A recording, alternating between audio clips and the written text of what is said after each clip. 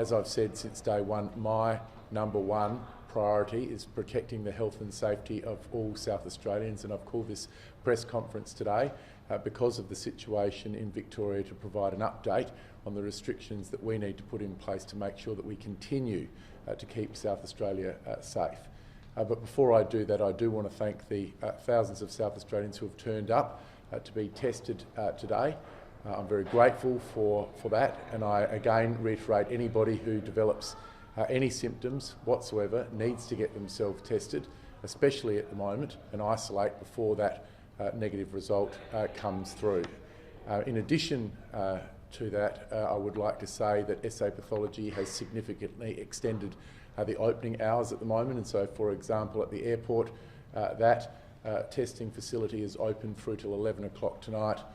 Victoria Park is open through to midnight. Again, please go and get yourself tested if you're required to as part of these restrictions that I'm about to announce, and secondly, if you develop any symptoms whatsoever. Going forward, anybody from Greater Melbourne is not permitted to travel to South Australia. This will come into effect as of 6 p.m. this evening. The only people that are exempted from this are essential travellers with the appropriate permit, and also returning South Australians. And returning South Australians will need to subject themselves to 14 days of quarantine, and in fact those essential travellers coming to South Australia with permission will also need to be in quarantine, except for at the time that they are undertaking the activity for which they have received that exemption. Secondly, anybody who has returned from Greater Melbourne since the 20th of May will need to undertake a range of testing. In fact, testing on day 1, day 5 and day 13, and again, after that first test is taken, they will need to go into isolation pending a negative result coming through.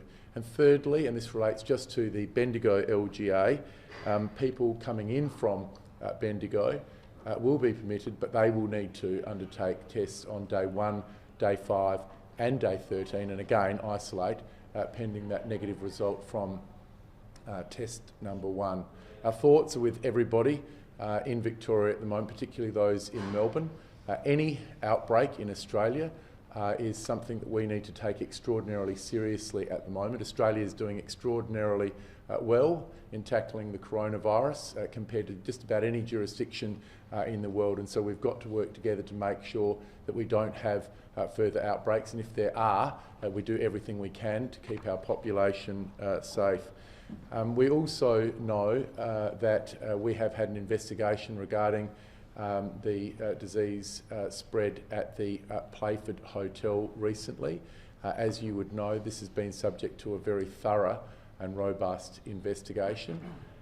We have now released that report in full. It contains a number of findings, a number of recommendations. As you would note from that report, there is no obvious sign of breach of any of the protocols that we have had in place, and this really does underscore the fact that this is a very, very contagious disease. We, of course, accept this report, these findings and recommendations, and Professor Nicola Spurrier will speak to that in just a moment.